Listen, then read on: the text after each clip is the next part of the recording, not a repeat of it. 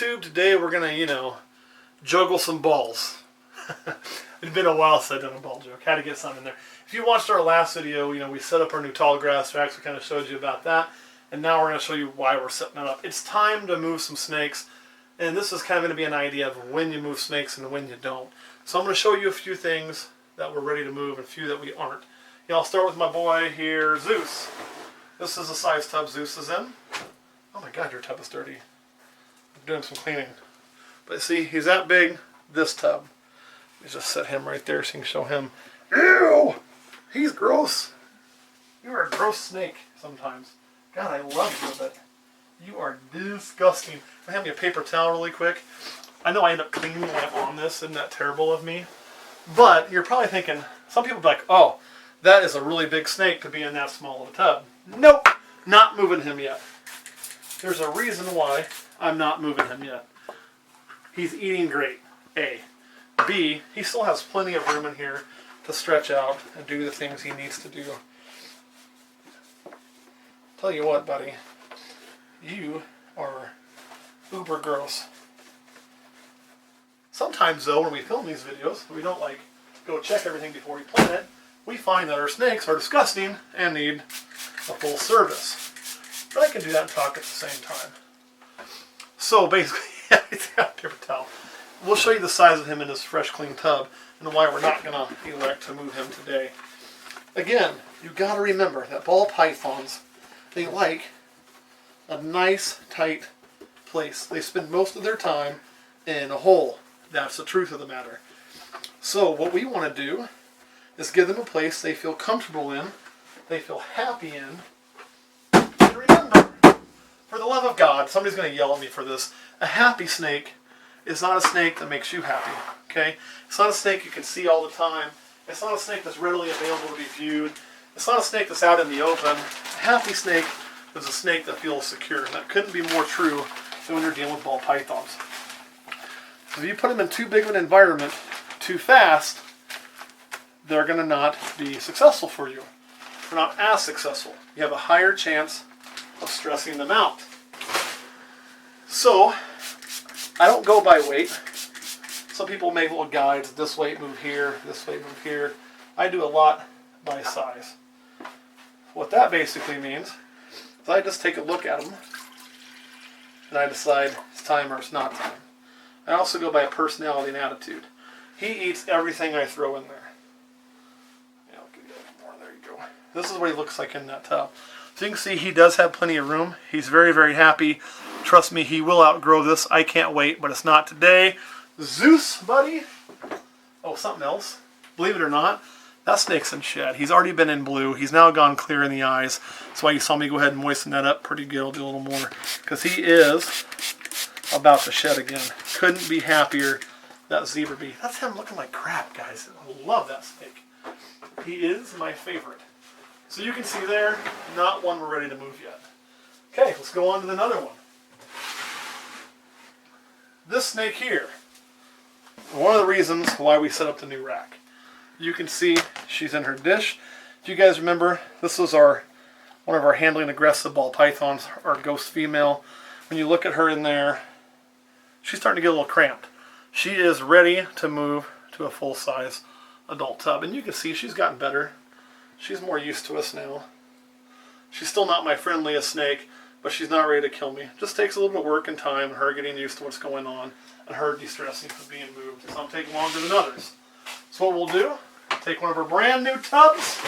We've just set up. I'd like to say we did it last week, but truth of the matter is we did it 10 minutes ago. You guys just saw it last week. We're going to dump in some of our Reptile Prime.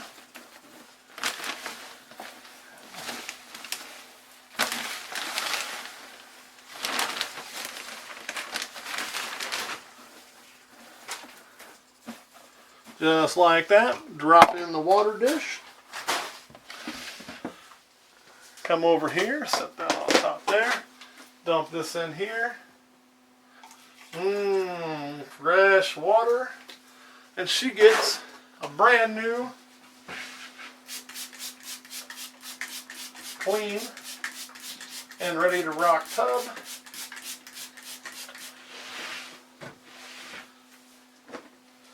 go in there and get Miss Bitch out.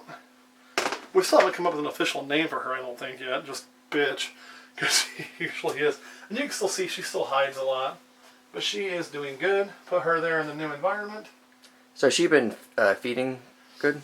She's been feeding okay. And that's also a sign. She feeds, you know, not as good as some of my other snakes. I'd say about every other week on average. Part of that is because she's probably in a little bit of a cramped area. She's wanting to be able to have a little more space. It's still going to be nice and dark in there, so it'll be ready to go. We'll set this over here, so it'll be ready for cleaning to go to another snake. One of the things that's important, before I set that clear over there, is to pull your label. If you label your tubs, make sure and label your new tub. I find they feed very well in these. It's very, very dark, very, very secure. A shy feeder, I can open, drop food in, close. Pow, check it 5 minutes later. If not, take it out.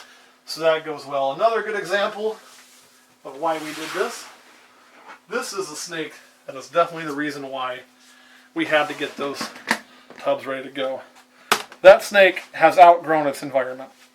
It just simply put has. Look at the size of that thing. It is cramped in there. So out it comes. Give it a quick look over. Looks good. We're going to do the same thing we did before. Although I forgot to set the tub up. Set her back in there for just a minute. Grab the litter.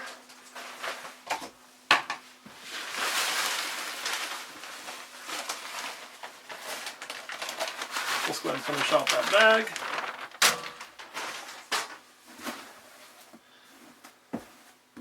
Whoop.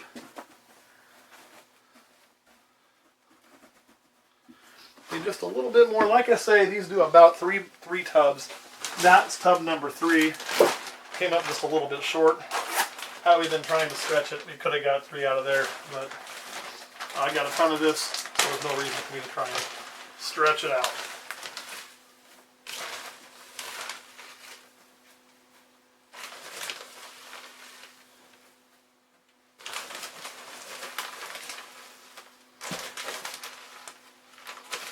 Alright, get that all set up.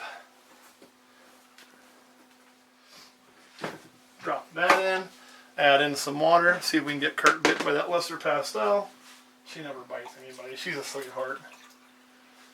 Fill that up, give it a few squirts. So it's just kind of like an assembly line. Once you get it going, moving days are great. Pull her out. Come on, baby.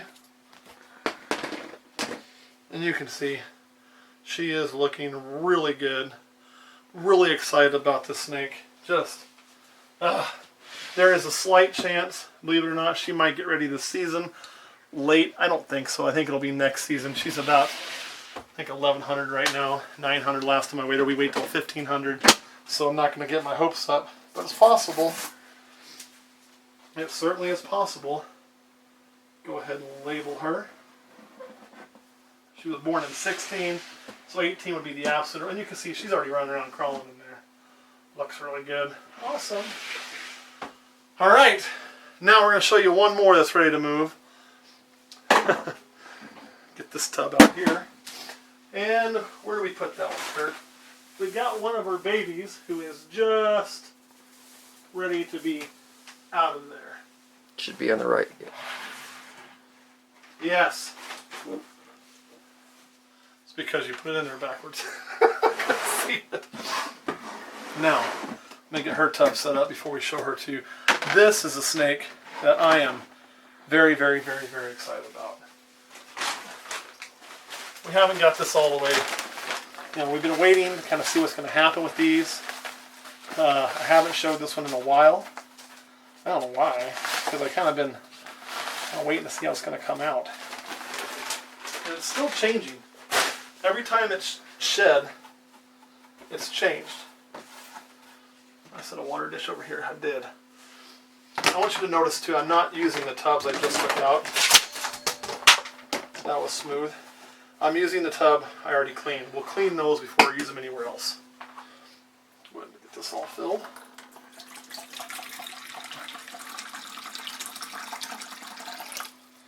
And again, a couple squirts.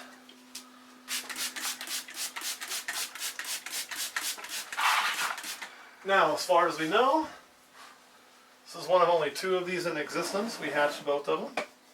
This is the one we're keeping.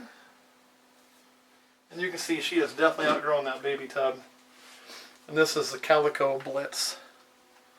Just look at that thing. It is just a crazy looking snake at that tail. I don't know how much white's going to end up in there. I honestly thought there'd be more white than there's been. You can see the definite calico white there, on this side, and through here. Get it in the light over here. You're in the dark. I'm being told to move to the light. That's why he's a camera guy and I'm not. So you can see the calico influence in the white. You can also see how wonky that pattern is. It's definitely got the blitz in it. And then the tail. That's what gets me. All that orange. Like a true orange. Look at that thing. Just insane. I thought we'd end up with white all through there. I don't know if that's going to be. I think it's going to stay that orange. The belly is weird. Just a weird looking snake. Really neat pattern. Really cool. Eats like a champ. Grows like a champ. So that is the first Calypso. We'll put it in here to make Kurt happy. I'll bring it to the light so you guys can see kind of how that thing looks. Now look at the difference here versus the color here. Just is an amazing contrast. I love that thing. Kurt, what do you think of that? Yeah, I know you like your Exantic, but I like this one better. Oh, wait a minute. Okay. All right. Kurt's asked for it. He's asked for it. Is this your favorite, Kurt? Yeah. All right. Now remember, for full disclosure, mine's in shed. There's mine. All right, guys, you tell me which one you like best. You gonna go with the Calico Blitz or the Zebra Bee? What's your favorite? You can't pick wrong. Both these things are definitely some of the highlights I've had of this year. Obviously, the biggest highlight for Kurt, I think, has been the Calico Blitz. Although that may change when Orange Dream stuff hatches. For me, it has been the Zebra Bee. So you tell me which one your favorite is. This guy. Don't matter, actually. All right, guys, thank you for watching. Before we go, Kurt, do you have any questions? Yeah, I know you were going over the tall grass racks. I was. What types of snakes would you not put in those? That's a good question. And again, we're not tall grass salesmen, so I wouldn't say put everything in here. They make a bigger tub. These tubs would be a little small for an adult boa. Tight. So you want to go with the bigger tubs for that. I don't like them for anything arboreal. I wouldn't put my green trees in here. I haven't put my carpets in here because they like to climb. Could you do a carpet in there? Oh, God, maybe. But I think you would need to go a little bit longer and definitely deeper if you could. So my carpets end up being in cages, which is more difficult. But the reason for that is they kind of need a little more space. So for me, the biggest thing I'd put in these are definitely my adult female ball pythons. I want a snake that's going to be on the ground. I want a snake that's, doesn't need a huge area. These are about very similar to a 20-gallon long. Okay, so you could do that. I would also say, because of the ease of these sliding on the new ones, I would consider using these for a venomous rack if you were so inclined. Simply because I can grab the tub, slide real easy. Okay. The older style, because again, come and look at this. I know we talked about it, but I didn't point this factor out. See how much wider this is than this too? There's a definite width difference. That's not a very official measurement. So let me show you with this. So if we're coming to about here, let me take that over there, you can see it's wider. The channels being wider means that these tubs do a better job of staying in the channel.